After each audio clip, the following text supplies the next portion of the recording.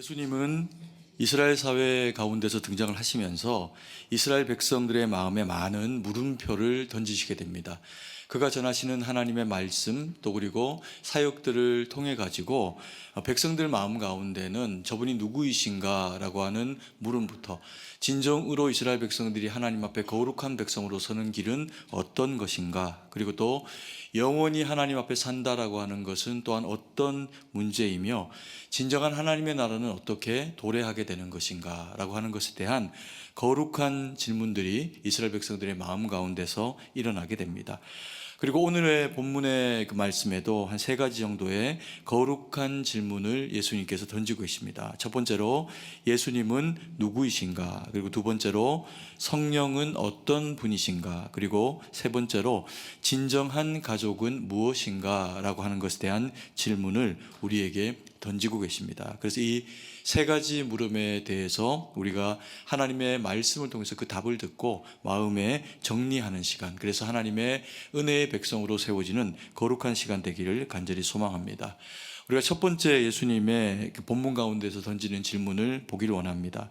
예수님은 누구이신가? 라고 하는 것에 대한 질문입니다. 22절 말씀인데요, 같이 한번 읽겠습니다. 예루살렘에서 내려온 서기관들은 그가 바알세불이 집혔다 하며 또 귀신의 왕을 힘입어 귀신을 쫓아낸다 하니, 예수님은 이스라엘 사회 가운데 등장하시는 그 순간부터 큰 소동을 일으키시게 됩니다. 하시는 일들마다 의미 있고 또 그리고 백성들이 이게 어떤 일인가 라고 하는 부분들을 생각하게 만드셨기 때문에 그렇죠.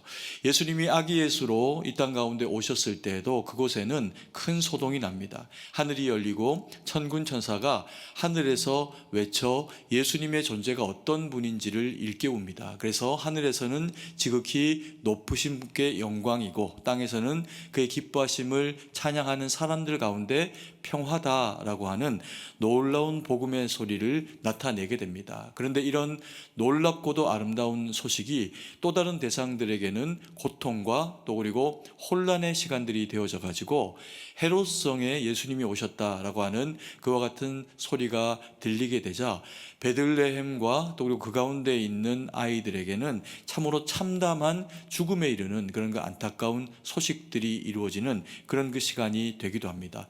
그리고 예수님의 이와 같은 그런 그 오심과 또 그리고 공생애를 앞두고 살아가는 그 모든 그 삶 가운데서 이런저런 일들을 통해서 예수님은 그 가깝고 주변에 있는 사람들에게 하나님의 아들 되시는 자신의 그 모습을 통해서 존재감을 드러내시게 됩니다. 그리고 공생의 기간이 되면 이 일은 더 확고하게 하나님의 뜻 가운데서 이루어지면서 전하는 말씀들을 통해서 하나님의 나라가 이스라엘 백성들의 마음 가운데 이르게 되죠. 그리고 또 예수님의 말씀뿐만 아니라 행하시는 그 놀라운 역사, 사역들을 통해 가지고 병든 자가 낫고 그리고 귀신이 쫓기어가는 것과 같은 놀라운 일들이 이스라엘 백성들에게 일상이 되면서 이루어지게 됩니다. 그러면서 이스라엘 백성들 가운데는 예수님이 누구인가, 저가 다윗의 자손이 아닌가, 그리고 우리의 구원자 메시아이시다라고 하는 것에 대한 그 소문이 확산이 되어져 갑니다.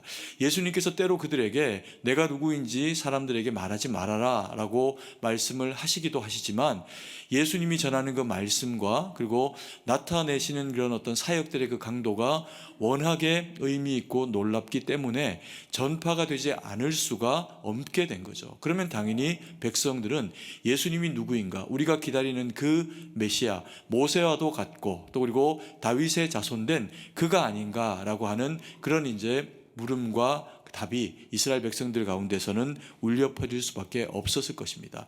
그런데 이런 예수님의 존재, 그가 누구이신가 라고 하는 문제가 이스라엘 백성들에게는 하나님 나라를 준비하게 되는 놀라운 복된 소식이 되지만, 동시에 이스라엘 백성들 가운데 한켠에서는 이것은 너무나도 혼란스럽고 힘겨움으로 받아들이게 되는 사람들이 일어납니다. 다름 아니라 이스라엘의 영적인 지도자 그룹이라고 그렇게 볼 수 있는 사두개인, 바리새인, 그리고 서기관, 율법사, 이와 같이 하나님의 말씀을 알고 그동안에 예수님 오시기 이전에 하나님의 뜻을 이스라엘 백성들 가운데 가르치고 선포했다라고 하는 그와 같은 자들에게는 이것이 큰 어려움의 시간들이 되게 됩니다.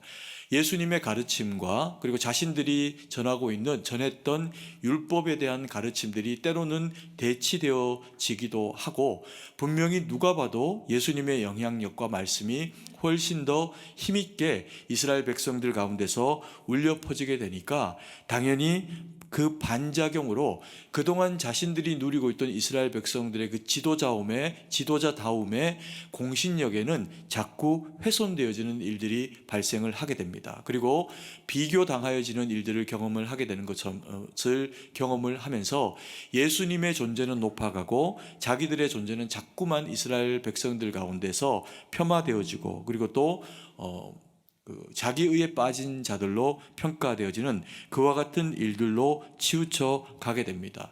이 거룩한 물음, 예수님은 누구신가에 대한 물음이 그래서 이스라엘 백성들에게 막 이렇게 퍼져서 전파되어져 가고 있을 때 이들은, 종교 지도자들은 이게 당혹스러운 겁니다. 그래서 이것을 어떻게 해결할까, 그리고 예수님을 어떻게 하면 잡아 죽일까라고 하는 것을 예수님의 사역의 초기부터 그들이 고민을 하기 시작하면서 자기들에게 존재상 예수님이 도움이 되지 못하니 예수님을 해야겠다라고 하는 결정을 그들이 하게 됩니다. 그러면서 예수님이 누구인가라고 하는 이스라엘 백성들 가운데 그 마음에 일어나는 이 거룩한 질문에 대해서 오답을 제시하게 됩니다. 하나님의 아들이시다. 그리고 또 메시아이다. 다윗의 자손으로 이스라엘의 구원이 되시는 분이다. 이와 같이 구약의 약속의 말씀을 따라서 예수님은 정해진 답으로 오셨던 분이기 때문에 어떤 상황과 논리에도 이것은 바뀌지 않습니다.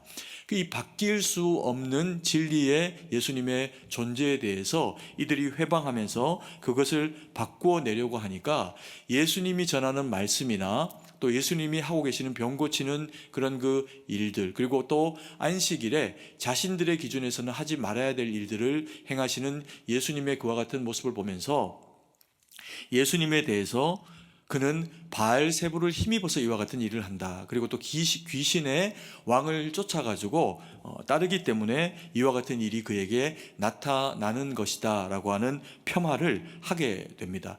그러면서 예수님이 그 얘기를 들으시고 나서 이것에 대해서 증언해 주시는 내용이 오늘 우리가 이 본문 직접 읽지는 않았지만 바로 위에 해당하는 그와 같은 내용입니다. 우리가 지난주에 마가복음을 통해 가지고 예수님께서 세례 요한을 통해 세례를 받으시는 장면을 우리가 떠올리게 됩니다. 그때 성부 하나님, 성령 하나님, 성자 예수님께서 그 자리에 삼위일체 하나님이 함께 하십니다.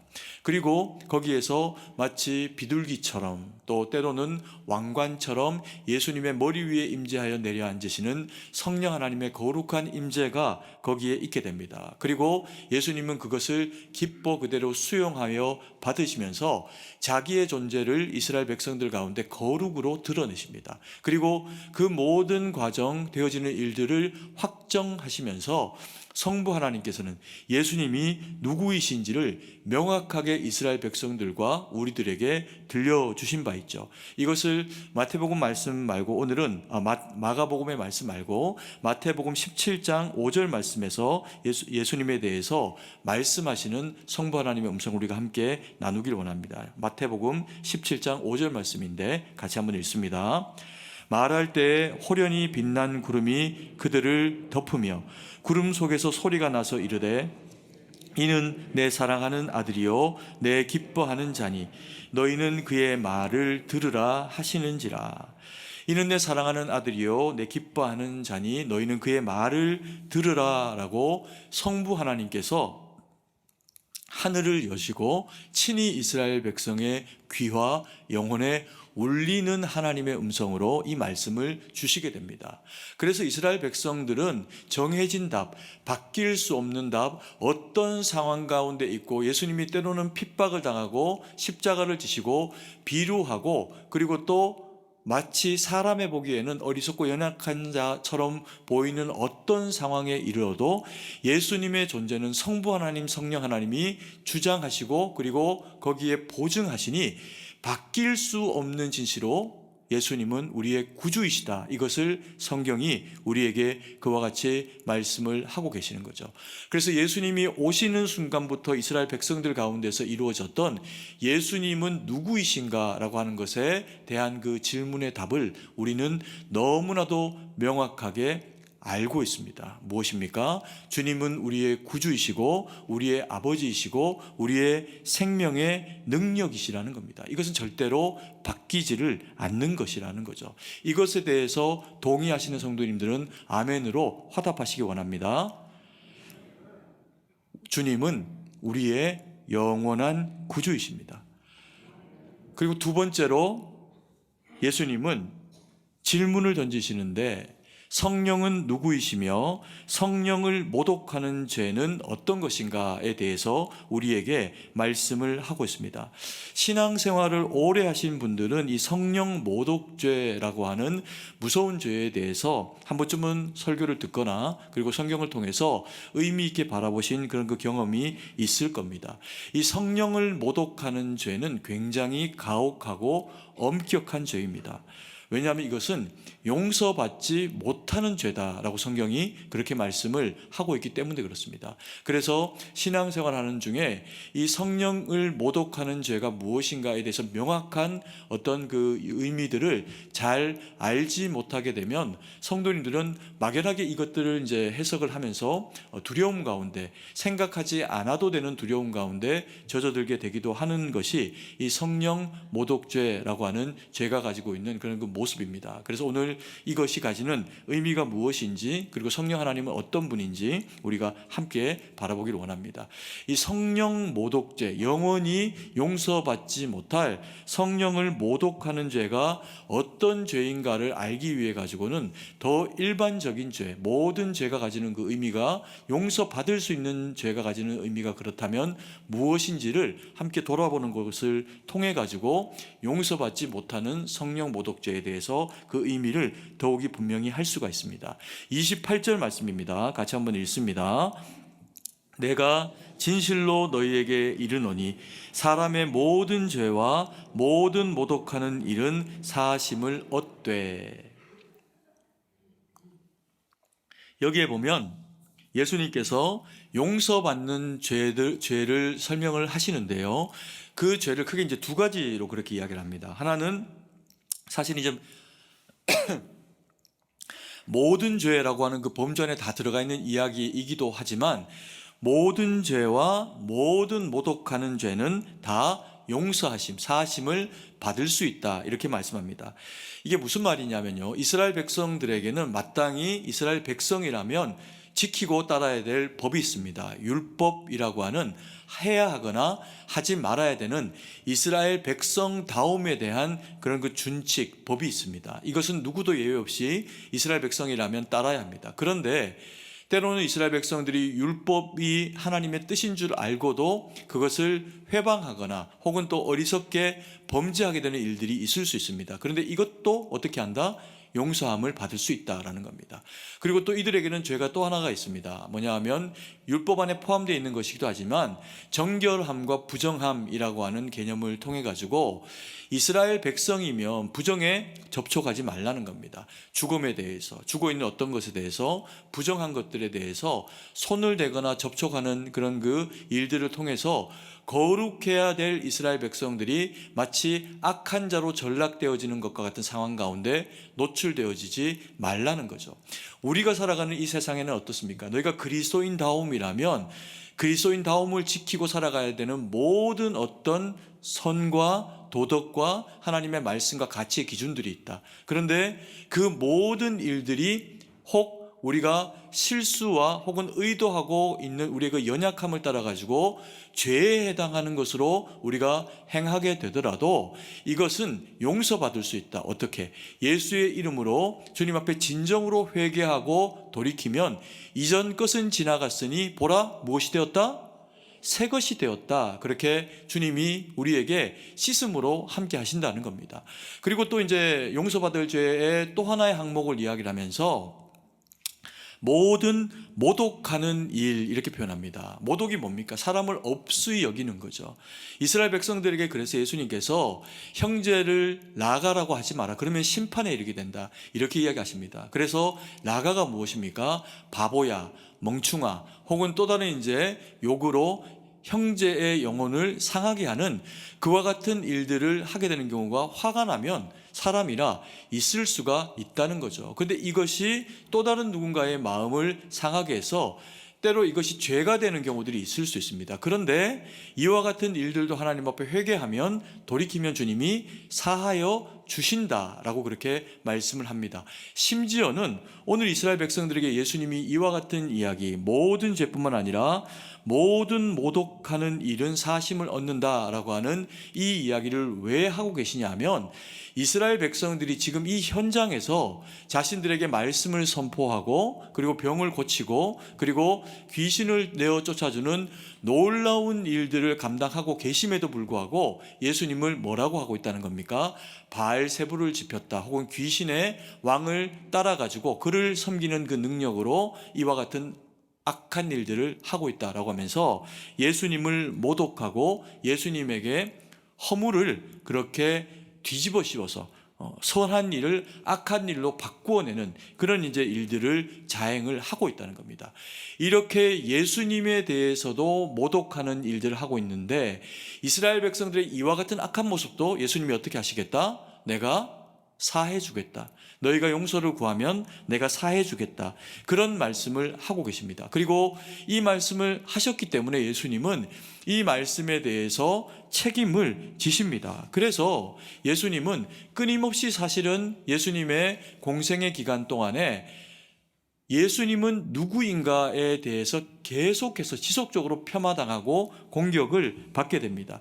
예수님의 공생의 시작이 광야에서 마귀의 시험을 통해서 이루어졌다는 것을 우리는 너무나 잘 알고 있습니다. 그때 마귀가 예수님을 3번을 걸쳐서 시험을 하면서 그 시험하는 내용의 앞자락에 변함없이 붙였던 수식어 같은 이야기가 있습니다. 그게 뭡니까? 내가 만약에 누구이거든? 하나님의 아들이거든 이라고 하는 바뀔 수 없는 답, 하나님의 아들로 오신 예수님에 대해서 네가 만약에 하나님의 아들이거든 이라고 하는 폄하하는 내용을 통해 가지고 예수님의 존재가 하나님의 아들이 아니다 라고 그렇게 주장하고 싶었던 겁니다. 그래서 예수님에게 그런 시험을 하고 그리고 예수님은 공생의 기간 동안에 이스라엘 백성들에게 하나님의 아들 다윗의 자손이 되심으로 그들에게 메시아일 수밖에 없는 말씀을 선포하시고 병고침과 그리고 귀신 내어 쫓는 일들과 여러 가지 예수님이 하나님의 아들이 아니면 할 수 없는 놀라운 일들을 이스라엘 백성들에게 펼치시게 됩니다. 그때도 끊임없이 예수님은 네가 누구냐? 네가 정말 메시아냐? 라고 하는 공격을 받게 되죠. 그리고 이 공격은 어디까지 가게 됩니까?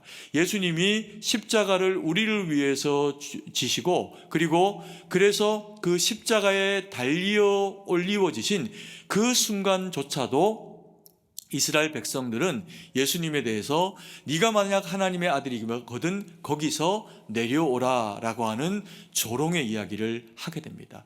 결국에는 이들이 처음부터 끝까지 예수님에 대해서 폄하하고 그리고 또 예수님을 모독하는 그와 같은 일들을 하게 될 때 끝까지 예수님은 선포하신 자신의 말씀을 지켜내십니다. 그래서 성부 하나님 앞에 그 영혼이 떠나가시면서 하신 말씀을 우리는 기억합니다. 아버지여 저들의 죄를 저들에게 돌리지 마옵소서.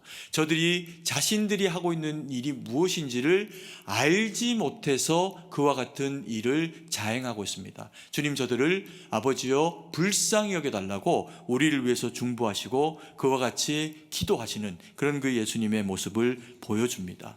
그러면서 우리가 가지고 있는 우리가 저지를 수 있는 모든 죄를 사하실 수 있는 권한을 가진 예수님이 바로 하나님의 아들이시다라고 하는 것을 우리에게 하나님의 말씀은 일깨워 주고 있습니다. 그런데 오늘 우리가 읽은 이 말씀에 보니까 용서받지 못할 죄가 있다는 겁니다. 29절 말씀입니다. 다시 한번 읽겠습니다. 누구든지 성령을 모독하는 자는 영원히 사하심을 얻지 못하고 영원한 죄가 되느니라 하시니, 영원히 사하심을 받지 못하는 죄는 바로 성령을 모독하는 죄다라고 그렇게 이야기합니다. 그러면 성령을 모독하는 죄, 이 죄는 어떤 죄이며 왜 이 성령을 모독하는 죄는 영원히 사하심을 받지 못하는 죄가 될까요? 성령은 어떤 분이십니까? 거룩한 영이시죠. 죄인이고 어리석은 우리가 하나님의 성령의 감화 감동 받으면 우리도 압니다. 우리가 주님의 백성이요 자녀로 거룩한 하나님의 자녀들이 되었다라고 하는 것을 우리가 깨닫게 됩니다. 그래서 성령 하나님은 거룩한 영이십니다. 그리고 이 성령 하나님은 성경에서 증언하고 있는 중요한 또 다른 명칭, 거룩한 영과 함께 불려지는 또 다른 이름이 있습니다. 그 이름이 뭐냐면요, 예수 그리스도의 영입니다. 그래서 이 성령 하나님은 예수 그리스도를 증언하시고 예수 그리스도를 높여주시면서 그 존재를 우리로 하여금 거룩한 하나님 되심으로 깨닫게 해주시는 영이 누구냐 하면 성령 하나님이라는 겁니다. 성부 하나님, 성령 하나님, 성자 예수님은 삼위일체 하나님이라고 그렇게 말씀합니다. 그래서 독립되어 계시는 개개인으로서의 완전한 성부 하나님, 성령 하나님, 그리고 성자 예수님으로 존재하시지만 동시에 이 세 하나님이 한 하나님이시라는 겁니다. 이게 도대체 어떤 소리인가? 이걸 어떻게 우리가 이해할 수 있는가? 우리는 이해 못합니다. 이것을 우리가 이해할 수 있는 어떤 표현으로 삼위일체를 구체적으로 설명하는 순간 그것은 다 틀린 이야기가 되고요, 그것을 고집해서 주장하게 되면 이단이 됩니다. 그러면 하나님께서 이 삼위일체 세 분이 독립되어지신 동일한 하나님이시면서 어떻게 한 분 하나님으로 존재할 수 있는가? 그래서 이것을 성경은 신비라고 합니다. 그래서 이 신비는 우리가 이해할 수 있을까요? 못한다는 겁니다. 불완전한 우리가 완전한 하나님의 이 신비를 어떻게 이해합니까? 그래서 이것은 너희에게 주신 그 믿음으로 말미암아 마음 가운데 수용하고 새기라는 거죠. 이것을 증언해주고 우리 가운데서 다 이해할 수 없지만 깨달아 알 수 있도록 우리를 조명하시고 밝히시는 분이 누구냐 하면 성령 하나님이시라는 겁니다. 그래서 성령 하나님은 예수 그리스도에 대해서 끊임없이 증언하시고, 우리가 지난주에 보았던 세례 요한의 세례로 치면 성부 하나님은 말씀으로 확정하시고, 말씀이 되어 예수님은 육신으로 우리 가운데 확증되어 오셨고, 그 주님을 마치 비둘기처럼 그리고 왕관처럼 그 가운데 좌정하심으로 확정하신 분이 성령 하나님이라는 겁니다.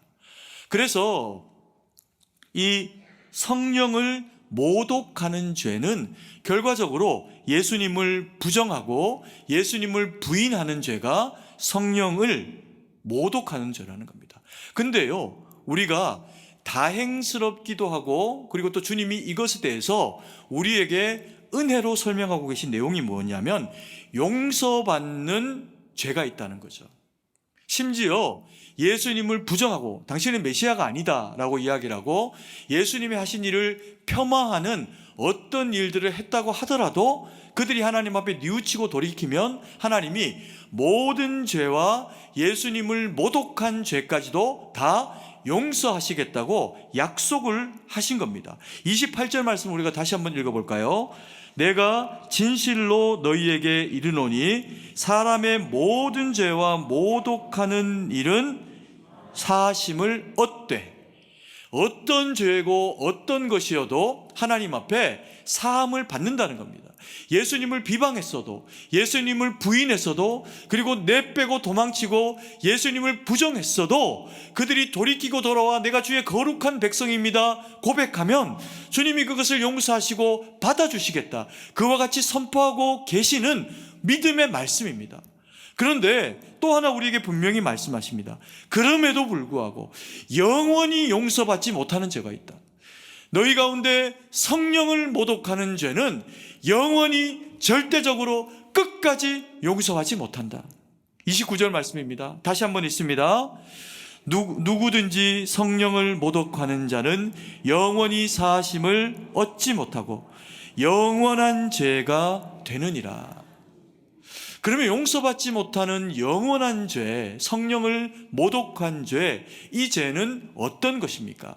이것을 우리에게 용서받는 죄도 있고 용서받지 못하는, 영원히 용서받지 못하는 이 무서운 죄도 있다라고 하는 것을 우리에게 일깨워 주기 위해 가지고 모순이 될 것 같은 이와 같은 이야기에 대한 설명을 위해 가지고 이 말씀에 예수님께서 2번이나 반복하며 집어넣으신 중요한 말씀이 있습니다.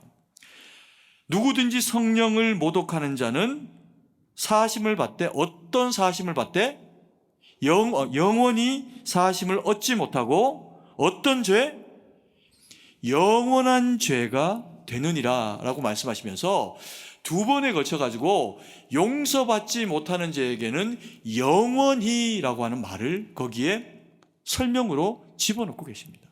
그러면 영원히 사함받지 못하는, 영원히 죄가 되는 성령을 모독하는 죄는 어떤 죄일까요? 우리는 이 영원이라고 하는 단어를 다른 표현으로 치면요, 사실은 우리는 영원을 모릅니다.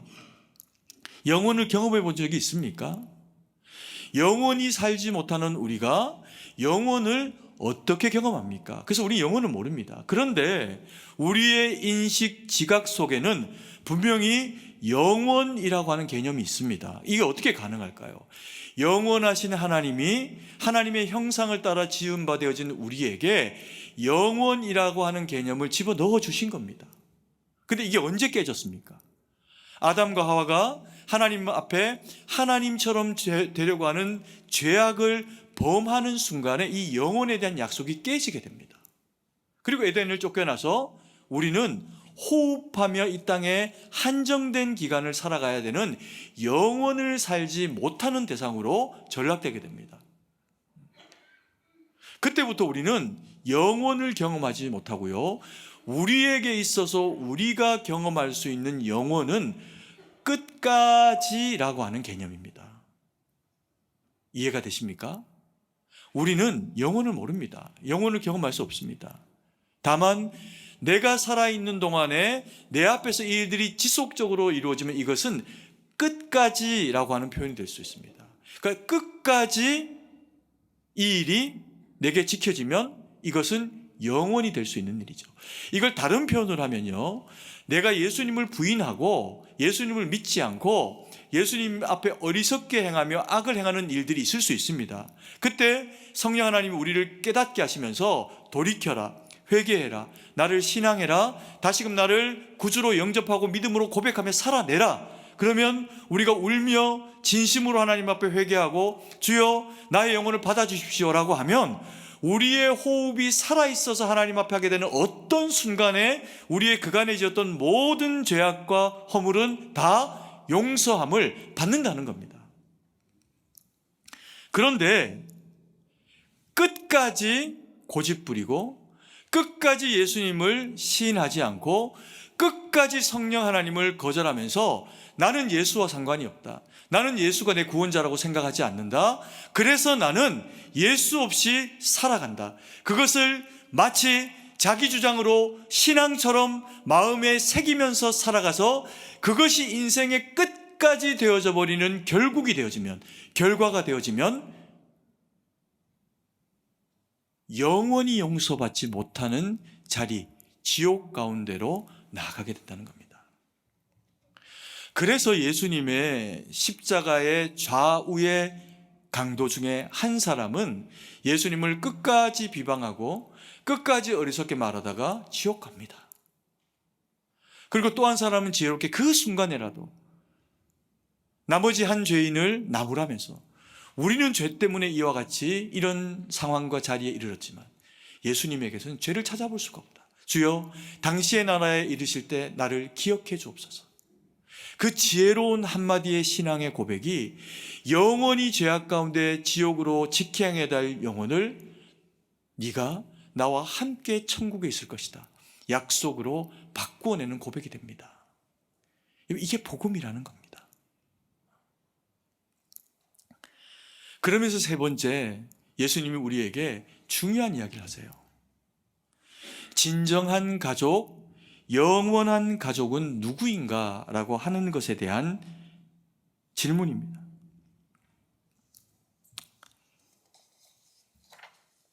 33절에서 35절 말씀인데 같이 한번 읽겠습니다.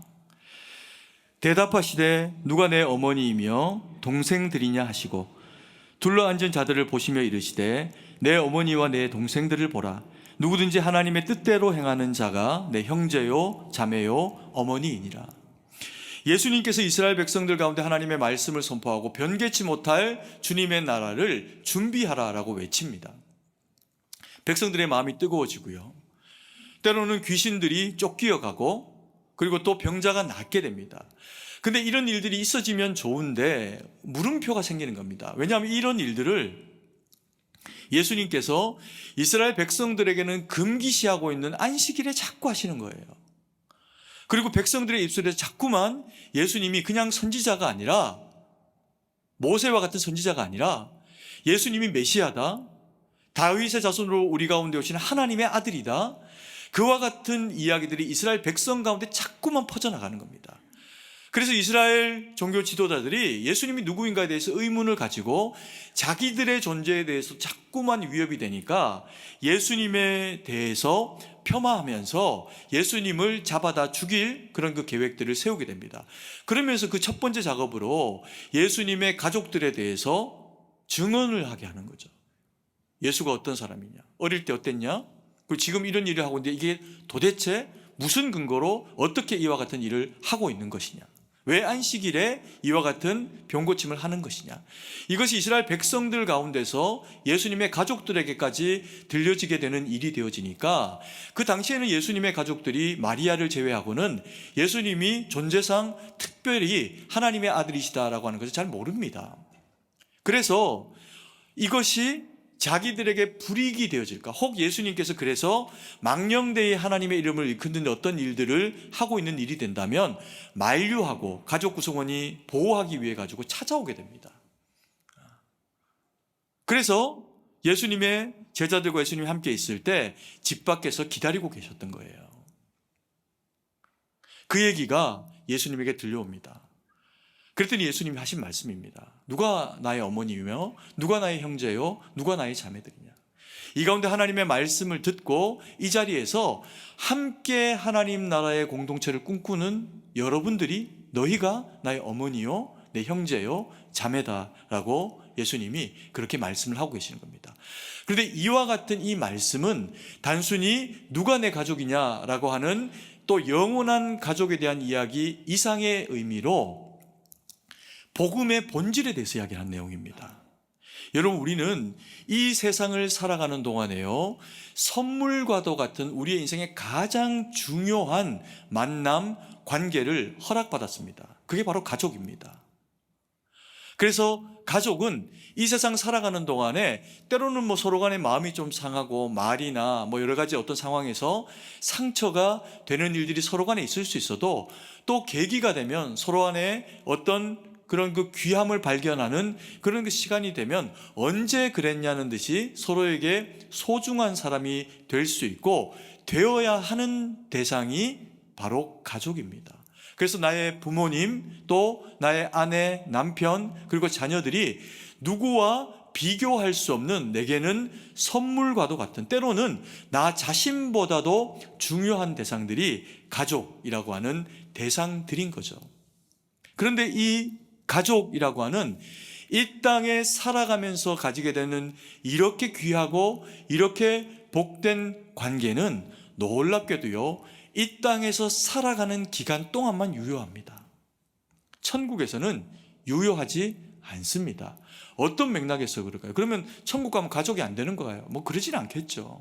그런데 이 땅에서 가족으로 함께 한솥밥 먹고 한 이불 덮고 같은 집에서 살아가며 서로 사랑하며 자기 생명보다 더 귀하게 여기며 살아갔다고 하더라도, 만약에 어머니의 좋은 신앙을 물려받지 못한 아들과 딸과 자식들이 어느 날 다 이 세상을 떠나야 되는 시점이 다가와질 때 그렇게 믿음 좋은 어머니의 그 믿음 때문에, 그 권면 때문에, 그럼에도 불구하고 그 자녀들이 예수님을 받아들이고 믿지 못했다면 어머니의 신앙 때문에 누구 한 사람도 아무리 귀하고 똑똑한 자녀도 천국에 들어갈 수가 없다는 겁니다. 지옥 간다는 거예요.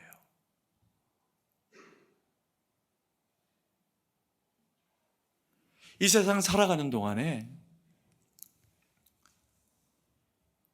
우리가 잘 되고 우리의 자녀들이 잘 되는 일은 중요합니다.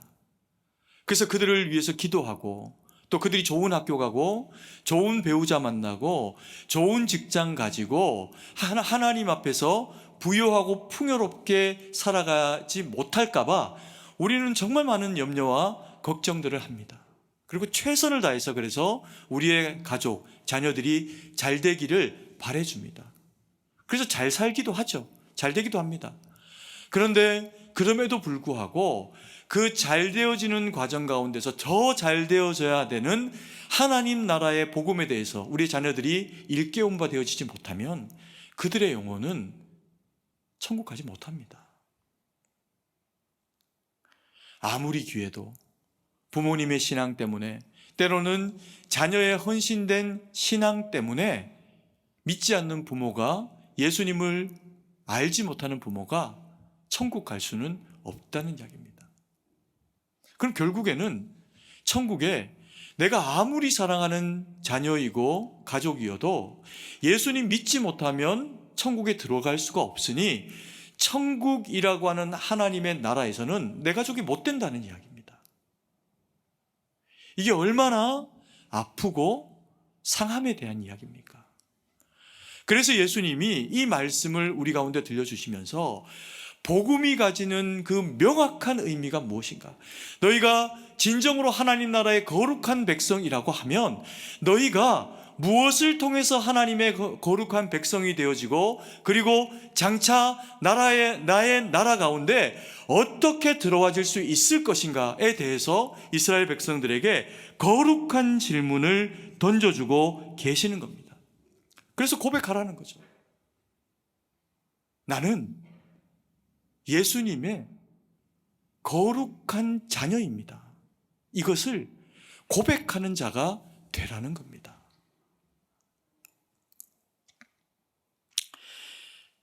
이것은요, 천국이 이렇게 감동적인 곳이구나.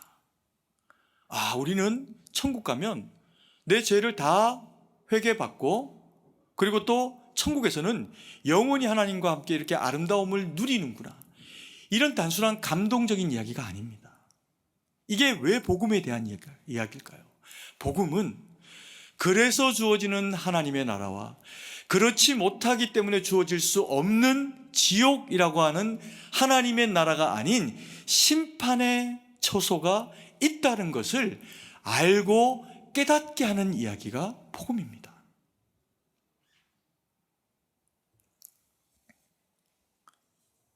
그래서 이것은 현실이라는 거죠. 누가 나의 형제냐? 누가 나의 부모이냐? 심지어 예수님의 육신의 부모님이라고 해도, 예수님의 육신의 친족이라고 해도 영원히 신앙을 따라, 성령을 따라 예수님이 누구인지에 대해서 모르고 죽고 고백하지 못하고 죽게 되면 다 지옥행이라는 겁니다. 이 가운데 함께 앉아서 하나님의 말씀을 듣고 아멘, 내가 주로 말미암아 되어진 거룩한 그리스도인입니다, 주님의 자녀입니다, 회복하는, 고백하는 심령마다 아무리 부족해도 다 하나님의 나라의 주의 거룩한 백성 되는 권세를 주님이 우리 가운데 은혜로 허락하셨다는 겁니다. 그래서 너희는 왕같은 제사장이요, 너희는 거룩한 나라다, 주님의 의로운 백성이다, 우리 가운데 말씀해 주시고 계시는 겁니다.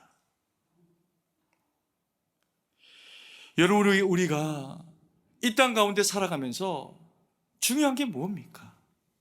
자녀들이 잘 되는 것, 내가 잘 되는 것. 그래서 염려가 되고 어떻게든 경쟁에서 내 새끼들이 미끄러지지 않도록 도와줘야지. 그게 영혼의 근심이 되고 자식이 잘 되기 위한 사랑의 소망이 되어져 가지고 경우에 따라서는 어처구니 없는 일들을 부모된 믿음 좋은 우리가 자행하기도 합니다. 뭘까요? 고3이 되고 시험 기간이 되고 그럼 그때 교회 못 가게 합니다. 1년만 참아라. 어떤 경우는 애들이 막 울면서 부모에게 항변합니다. 1년 있다 교회 가라. 잘 되고 가면 된다. 여러분, 이것이 가지는 마귀의 달콤한 유혹이 뭔지 아십니까? 인생의 가장 중요한 때, 가장 에너지를 쏟아야 될 때, 가장 대가집으로 해야 될 때, 그때 네 힘으로 해야 된다. 그때 최선을 다해서 해야 된다. 그때 예수님 없이 살아야 된다. 그것을 가르치는 것이 그와 같은 선택을 하게 만드는 일입니다.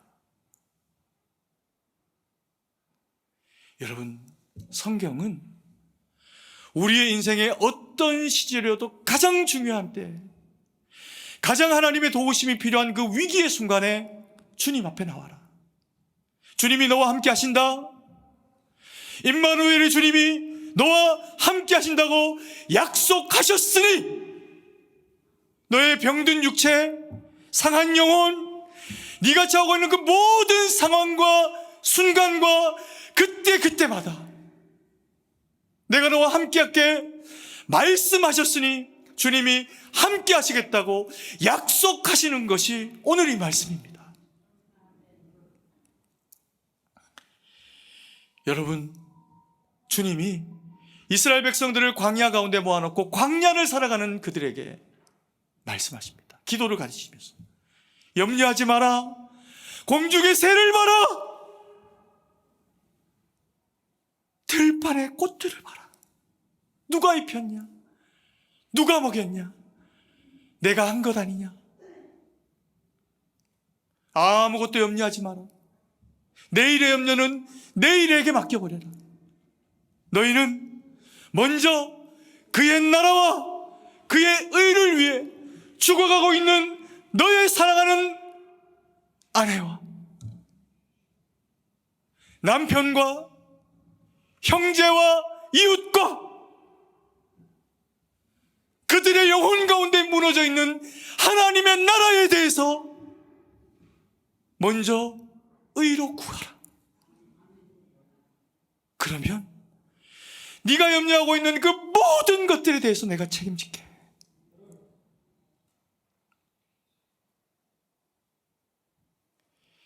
여러분, 이것이 주님이 우리에게 절규와도 같이 가르친 복음과 기도에 대한 내용입니다.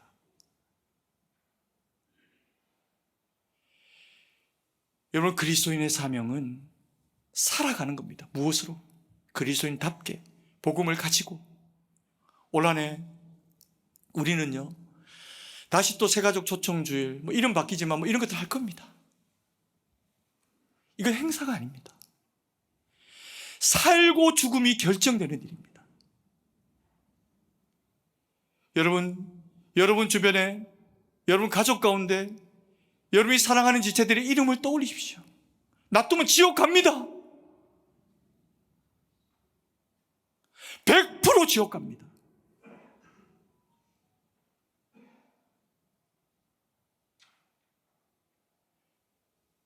우리는 이 살리는 일을 위해서 부름받은 대상들입니다.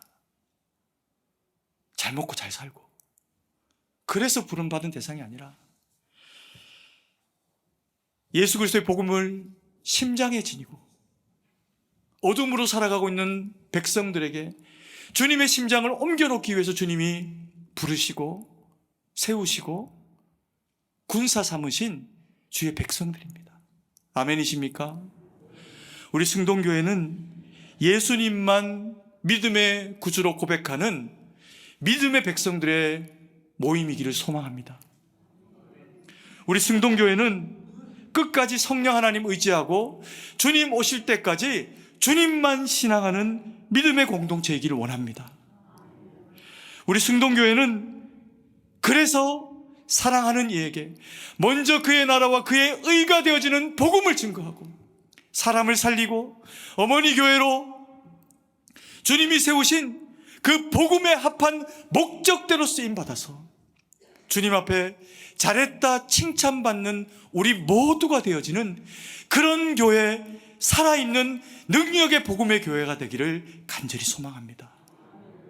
기도드리겠습니다.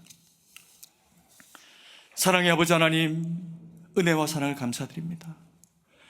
오늘 우리 가운데 말씀하여 주시고 예수님이 누구인지, 우리의 구주 되심이 어떤 의미인지, 우리는 영원히 받게 될 이 형벌 가운데서 어떻게 영원한 나라 가운데 들어가게 되었는지 알게 하시니 감사드립니다. 아버지, 이 은혜, 이 생명의 능력을 마음에 가지고 또 다른 죽어가는 자,